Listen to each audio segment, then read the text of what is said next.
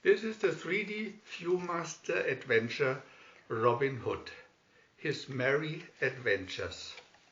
Long ago in England, near the town of Nottingham, there stretched a vast green woods called Sherwood Forest. Within its cool shades lived the red deer, the white-tusked boar, and a band of merry outlaws who robbed the rich to give to the poor. Beneath an ancient greenwood tree they laughed and ate and sang. Many a merry contest of sparkling sword play, rib-cracking, quarterstaff, boats, and longbow shooting were held. And best of all, the merry man was their leader, Robin Hood.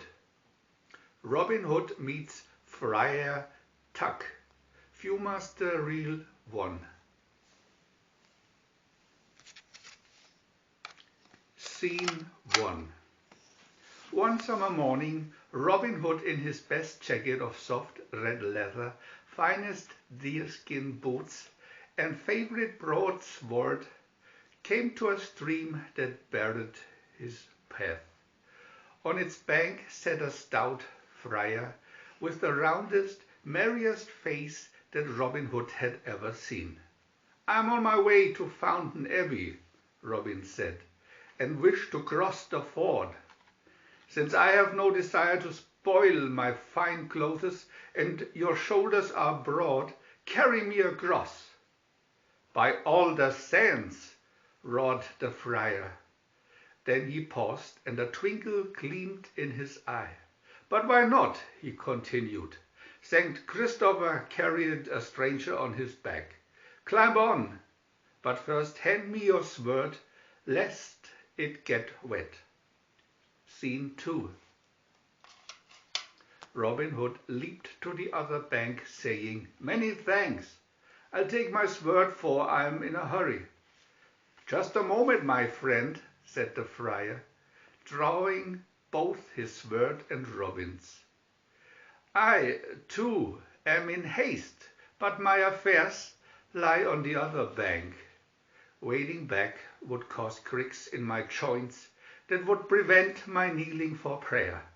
I'm sure you will not mind carrying me back, especially since the holy saints seem to have placed 2 swords in my hands, and in yours never a one."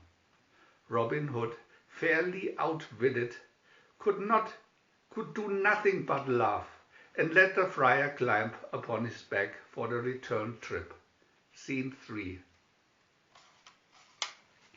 Robin stumbled and wobbled under the friar's great weight, even though the holy man helped him with remarks like, "Watch that rock, little donkey. If your ears were a bit longer, I'd keep you." Robin stepped into holes and stubbed his toes painfully, but never uttered a sound.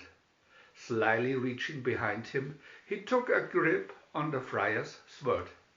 When the friar leaped onto the bank, his sword came away in Robin's hand. "Now, good friar," Robin laughed, "the holy saints have put a naked sword in my hand, while yours is still sheathed.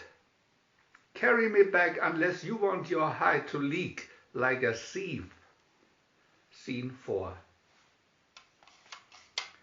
The friar's smile became grim. "It seems you are not such a donkey after all. Let us trade swords, and I promise to carry you." And carry Robin he did, to the middle of the stream, where he suddenly stopped, and with a mighty heave sent him head over heels into the cold water. Robin splashed to his feet, spitting water, only to see the friar on the bank, holding his sides, roaring with mirth. "You villain!" cried Robin. "I'll carve that brawn of yours into slices fit for the platter of the king." Scene 5. As their flickering blades danced like living things in the sun, Robin found his thrusts blocked by a wrist of iron. Only his own quickness saved him from the friar's, whistling cuts and lightning strokes. "This stout-hearted priest must join my band," said Robin to himself as they rested. He blew a resounding blast on his horn. Scarcely had the echoes stopped before Will Scarlet and Will Studley appeared, longbows ready. Scenting danger, the friar put his own silver horn to his lips. Scene 6. Hardly had the silver horns musical nor died before two great hounds bounded from the bushes, urged on by the friar. "At 'em, beauty! At 'em, fangs!" Robin and the two Wills scampered into a nearby tree, dropping their longbows in their haste to escape. Scene 7. Will Scarlet, recognizing the dogs, dropped from the tree calling, "Down, beauty! Down, fangs!" To the holy man's astonishment, the hounds lay down quietly. "Will Gamewell!" the friar exclaimed, remembering him at last. "I'm called Will Scarlet now, Friar Tuck. This is my uncle, Robin Hood, who has been searching for you." "So you are the Friar of Fountain Abbey," shouted Robin with a peal of laughter. "What a merry adventure this has been. Welcome to the merry men of Sherwood." Little John joins the merry men. VIEW-MASTER Reel 2. Scene 1. One morning, Robin Hood rose bright and early and set out to look for adventure. The sun was up, making the dew sparkle like diamonds, and in the forest trail ahead of him a doe and two fawns scurried out of his way. At last he came to a stream spanned by a log for a bridge. As he stepped onto the log, a tall stranger on the other side set foot on the log. "Stand back!" sang out Robin. "Let the better man go first." "Then stand back yourself," retorted the stranger, "for I am the better man, by my faith." "Let our quarterstaff decide it then," said Robin. "Protect that addled brain of yours." Scene 2. Robin's oaken staff lashed out at the stranger's head, but his blackthorn pole, thick as Robin's wrist, caught the blow, and the fight was on. The crack of their staffs echoed through the woods as each took and gave blow after blow that would have felled ordinary men. Finally, Robin, with a deft blow, dodged the other's guard and raised a cloud of dust from his jacket, but the stranger answered with an unstoppable swing to the ground that tumbled Robin off the log. Scene 3. When he had finished scaring the little fish that darted hither and thither, Robin stood up laughing. "What a blow! My head hums like a beehive." "You take your beating like a man," said the stranger. Robin blew his hunting horn, then asked, "Will you join my band, stranger?" "We'll live a merry life, one you'd like." "I don't know," the other replied, "if you shoot the longbow no better than you handle the quarterstaff." Scene 4. "By my faith, what a saucy youth," said Robin, climbing out of the water as Friar Tuck and the band joined them. Selecting an oak tree with an open knot, he commanded, "First choose a good dew bow, then hit that knot at 80 paces. After that, call yourself a bowman." Scene 5. The tall stranger drew an arrow to his cheek, aimed carefully, and drove it quivering to the center of the knot. "There is no way to beat that shot," he boasted. Just one way, my friend, Robin Hood retorted. Scene 6. Taking up his own stout bow, Robin drew the bowstring far back and let the arrow fly. By the true bow of good St. Withold, cried the stranger, never have I seen a shot like that. So straight and true had Robin Hood's arrow flown that it split the other's shaft from notch to point. Scene 7. Then I have gained a man?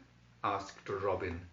As sure as my name is John Little, was the answer. Now, Will Studley, who loved a joke, surveyed the 7-foot giant a moment, then said, The merry men have another name for you, John Little, small of muscle and little of bone. Henceforth you shall be known as Little John. The shooting match at Nottingham, VIEW-MASTER Reel 3, Scene 1. I've got it, cried the sheriff of Nottingham, a plan to capture Robin Hood. For many months the king's deer, guarded by the sheriff's forester, had been vanishing while the merry men feasted on venison steaks.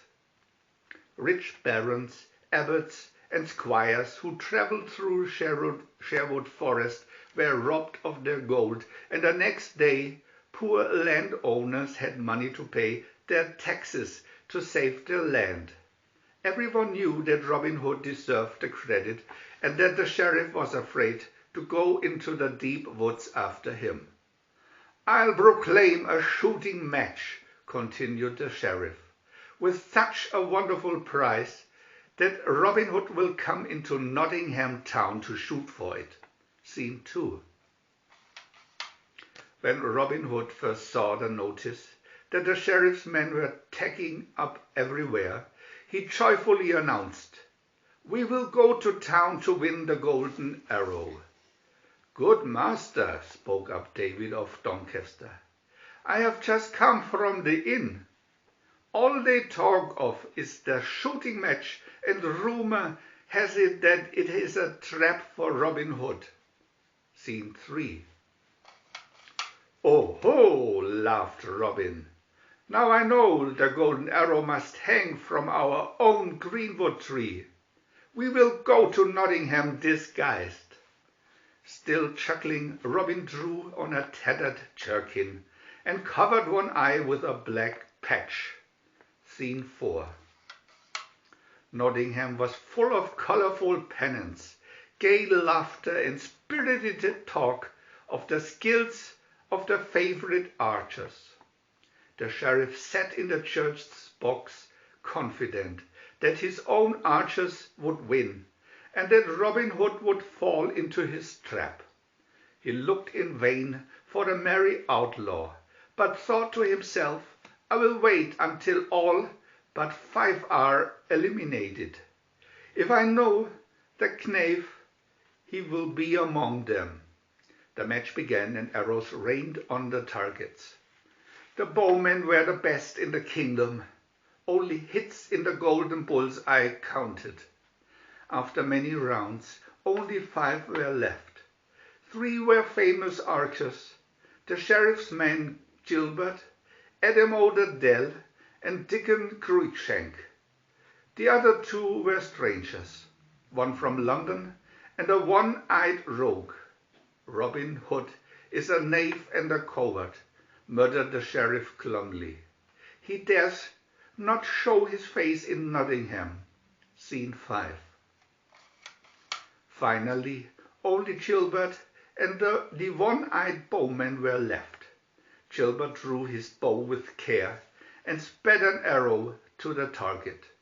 A shout arose. The arrow was but a finger breadth from the black centre. The tattered bowman stepped forth and deftly loosed an arrow. So true was it aimed that it snapped Gilbert's shaft in two and lodged in the very centre of the target. Scene 6. A great shout arose.